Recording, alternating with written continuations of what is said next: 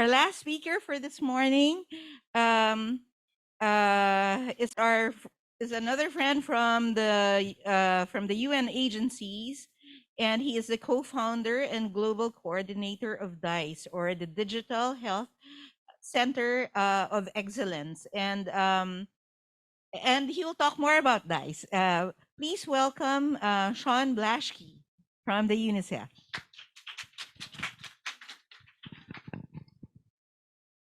Great. Thank you very much. It's a pleasure to be here today.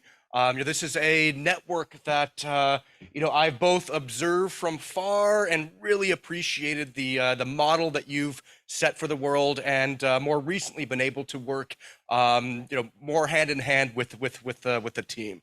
And so today I wanted to talk a little bit about the UNICEF and WHO Digital Health Center of Excellence, or DICE, and speak a little bit to why I think this matters, why this new donor coordination mechanism is increasingly important.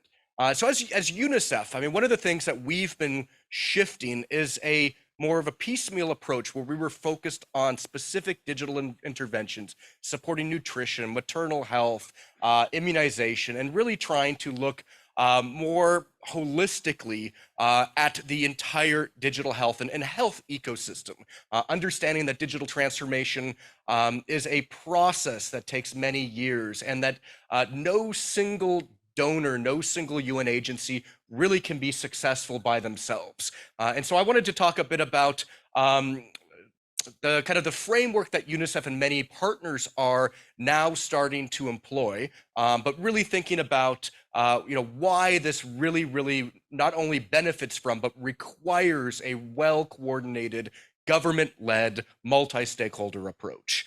So first, I think colleagues probably fairly familiar with the principles of donor alignment for digital health, but really trying to make sure that we're focusing on a couple of key areas, including prioritizing national plans. We heard earlier about quantifying costs, tracking and measuring progress, and making sure at the end of the day that again, this is embedded in national strategies. Again, discussions around the importance of digital public goods, ensuring that governments are not locked into digital platforms that are only provided by a single partner, or require technical expertise not in the countries where these tools are operating. So kind of with that kind of general principles, why does donor alignment, why does donor coordination matter? So I think already this morning we've heard about multiple different digital readiness or digital capability modeling. For me, the importance of these readiness assessments isn't the actual data, the assessment. It's the process of convening multiple partners behind a single government vision and getting everybody lined up on the same page, understanding what those priorities are, and aligning investments and support. So again, with these digital readiness assessments, I would strongly encourage any governments, any colleagues here who are planning these to look beyond just the technical assessment and look at how you can use this as an opportunity to catalyze donor support, private sector support within a single comprehensive and integrated vision. And again, this can't be done if a single donor, if UNICEF comes in and says, look, we own this process, this is ours. It will really water down, it will minimize the impact of these really important frameworks. Same thing with a lot of the mapping efforts, which usually are undertaken as part of the capability modeling. Donors are often very beholden to their tools, and we need to break this mentality. It really doesn't matter whether the tools were developed by UNICEF or USAID or WHO. What is important here is that we are converging around the tools that government decides is best for their country, that we're really supporting to address the those foundational elements identified in the capability modeling, and making sure that we're not duplicating efforts. This is something we saw with COVID. Through the USAID initiated Map and Match program, as we started to look at immunization registration, immunization monitoring systems. And as governments started to often create their own bespoke tools, through Map and Match, we saw that in most countries, we not only had a platform that could already do this, in most cases, we had 3 or 4 or 5 platforms. So again, making sure that government has visibility, investing in, for example, the Digital Health Atlas, so the government can see what tools partners are implementing, and reducing fragmentation by supporting, by augmenting, by enhancing that existing digital environment. Capacity, we've spoken quite a bit about this already, but again, making sure that this is done targeting decision makers in government, not just technical experts in the ministries of ICT or Ministry of Health ICT teams. But I'm not going to dwell on capacity because we've already just benefited from a great presentation from Merrick on this. Financing, this is an area that I'm particularly passionate about. Digital health constantly struggles with being beholden to external financing, whether it's from donors or very projectized funding. Now, what we saw with COVID, the world's first digital pandemic, is that there is a lot of money here. We saw that global health digital investments have grown exponentially. We're looking at a total market value by 2027 of $500 billion. So nobody should say that there's not money out there. The money's in the wrong place. It's not being used effectively. But no way is money not on the table. To give you an example, as you know, UNICEF earlier this year conducted an analysis of Gavi, Global Fund, World Bank, and UNICEF COVID-19 investments, these country proposals. Now, I think a common misnomer is that most of the country requests don't include digital. They are for core procurement and delivery of vaccines. What we saw was this was wrong. 88% of the proposals submitted by government had a moderate to significant digital health element. So not only is there money out there, but governments across the world have recognized this and are including this in proposals. Now, the flip side was that we saw that many of the proposals really weren't very strong on the digital side. They didn't systematically look at investments. They were, in some cases, focused specifically on COVID, not routine immunization or more broadly on primary health care. So I think there's a lot to do in terms of government and partners ensuring that when these opportunities for funding come out, that we've done our groundwork. We've prepared, we've worked with the focal points for many of these donors in country so that the requests are very strategic and do reflect a more longer term thinking, that we're building and investing in more resilient health systems and not just focused on responding to pandemics. But again, there is funding out there.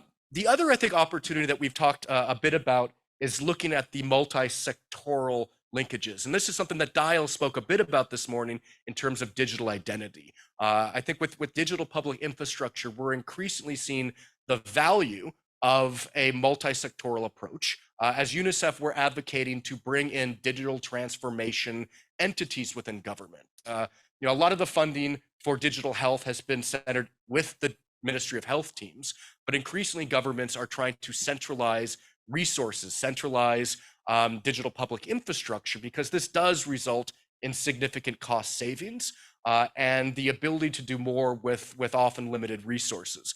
And so whether it's civil registration, birth registration, digital identity, whether it's looking at social protection schemes or health in schools, health in terms of WASH or early childhood development, I think there are a lot of emerging opportunities, again, to catalyze other social sectors through really well thought out digital health investments.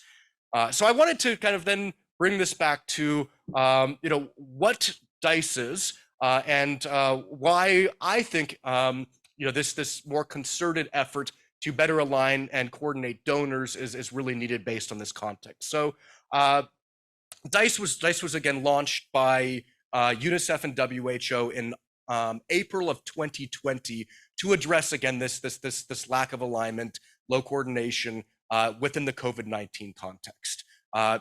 Many of us had worked in previous Ebola outbreaks in West Africa, in many other contexts where we saw that siloed disease-specific programs really did not translate into those resilient systems that would support pandemic preparedness and not just pandemic response. You can see that many partners quickly joined.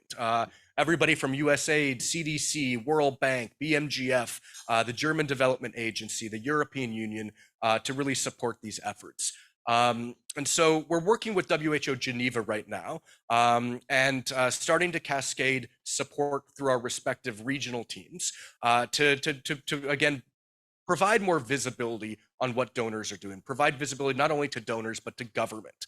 Additionally, to ensure that there is capacity, both within our respective organizations, but also within the private sector, within government, through things like the Digital Health Planning of National Systems course, and really to ensure that when there are financing opportunities and mechanisms, that countries and donors are prepared to do this not within their own silos, but as a community, looking at that larger benefit.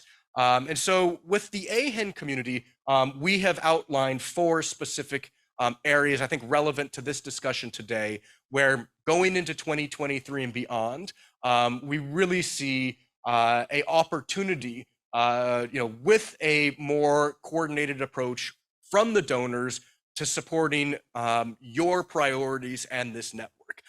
The first is around network to network convergence. So looking at AHEN really as a successful model, we're seeing similar needs in the Middle East and North Africa, in sub-Saharan Africa, in Europe.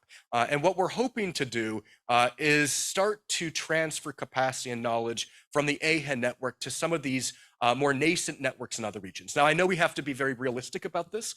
The AHEN journey was neither quick nor easy. It took, I think, a lot of blood, sweat, and tears from many people in this room, many years before you got to the stage where you're as effective as you are today. And so again, working with partners, we hope to not naively embark on this journey in other regions. Some of the things that we're going to be looking to do to support this would be updating the convergence toolkit, making sure that it references a lot of the new work coming out of WHO and USAID, and working to really make sure that the convergence workshops in this region are done effectively and really do converge. Our convergence networks in name, but really do bring partners, stakeholders to the table around that shared vision. And with the WHO ITU Digital Health Planning National Systems course, this is an area that I'm also very passionate about, looking to support more of that continuous learning. I know this has already been started with colleagues in Wipro and with AHEN, but really building on this and bringing this to other graduates coming from other regions that, again, don't necessarily get to benefit from being plugged into AHEN. And making sure that alumni network really is vibrant, systematic, and kind of provides that continuity of support. So with that, I'm not sure if I've eaten my entire 10 minutes, but I always find the audience discussions to be far more valuable than the presentations. So I want to thank everybody for taking the time. And I really look forward, whether it's myself, whether it's our DICE counterparts in the regional office or country office, but engaging with you both at network level as well as individual country level. So thank you very much for taking the time today. Questions? Yeah. With us today. And then I think in terms of convergence workshop, we do really converge. And then both our synergies could be used to doing something much better. And then we had recently worked with Lao PDR. Dr. Chancellor is here from the Department of Planning and Cooperation. And and I think Lao PDR is already drafted the National Digital Health Strategy, and it is awaiting the formal clearance. Probably there are avenues for us to work together there. I'd just like to mention that. Dr. Chancellor, if you have any comments on that, you could say that. So in the meantime, Duan, can you please come to our mic there? Then Dr. Shansley next. Okay. Lot, Sean, for the very nice presentation because it's more like a comment. I really like what you already mentioned. Don't limit it everything with these scientific academic tools, but really think how to move this forward. Actually, I wish to add one more point for the VEPRO Regional Action Plan. It's actually reflecting what Sean and our guests were talking today. For us, it will be a little bit different than traditional way. We will add one section to highlighting the importance of collaboration with industry, private sector, non-health ministers, as well as individual. We see very clearly the technology, the power of individual, how they are trying to speak their own opinion and generate the individual information to shift the government decisions, especially for health side. We saw how those big industries are infecting or collecting information on health side from their company, and those information can definitely contribute to future decision making. So yes, Sean, I couldn't agree with you more. And I also take this opportunity trying to see for our regional action plan, we wish really try to make this creative enough and develop as well as what we are doing now and the future vision. So what we are trying to finish is to make sure we are able to foresee at least 15 or 20 years later how this digital health ecosystem are working together, no matter on collaboration side or substitute side. We definitely have competition with industry, but we believe its overall direction is positive. So Sean, really like all your comments mentioned in the presentation. Over. Dr. Shansley? Yes. Thank you for very good presentation. Actually, in your last slide, talking about different partner working in our country, you can see the World Bank, the Carbon Fund, the ADB, also AHIN. So, but the most important thing is these partners need to talk to each other. I know that before I came here, there was one support from the UNICEF for the immunization. So actually, the country already have adopted the DSS platform to implement the whole country long time ago. So and then some colleague from the WHO told me, you need to do this. I need to talk to the UNICEF so that they don't need to adopt another platform, not duplicate it. You need to build on continuous what the country already have. So we are already deciding to move the EPI program into the tracker of DSS2 instead of develop another system so that we can duplicate it to each other. So this is a very good opportunity that the partner can work together to channel funding more efficiency, because in the country also have Gavi, we also have World Bank, we also have JICA, we have other things also putting the money, but different, sometimes the same activity, but different funding sources, really difficult to manage and waste of time, waste of budget to implement. So thank you. Yeah, maybe just say, I've actually been speaking a lot with our regional team about this specific case, and I do think it's a great example of partners moving towards, again, a government-led vision and checking our own interests, our own tools at the door, and saying it's going to be far more effective to marshal resources behind Tracker and Lao PDR, because that is what other partners have invested in, and that's what the government has decided. So again, I think we need more of this, and I think to your point around the funding, you saw that many of the partners, actually all the partners you mentioned, World Bank, Gavi, Global Fund, have all put not only their names but resources, their people behind the DICE coordination mechanism. And again, it's not a lack of resources. It's resources not being used effectively, which has been preventing really the scale and sustainability of a lot of these really important digital health investments. So with that, thank you, Sean, Thank you. for your sharing. And I find it really interesting that bottom line, at the heart of a community is really the people, and people have a multiplicity of views, and therefore collaboration will have to be invested in. And maybe part of the success of the AHIN is that they're all volunteers. So, and because of that kind of commitment, they are able to push forward the agenda. And when money comes along, it complicates things. So it's also good to come together and clarify what our values. And the point is, we really need our country to move forward. And while we thank the donors and all the partners, it gets to be complicated sometimes. So it's the national leadership who is really we pray with that kind of discernment, and as well as at the local governments, where at the front, where services are at the front line. So thank you. Great. Thank you very much. Thank you. So thank you everybody for that very interesting morning since 9 a.m.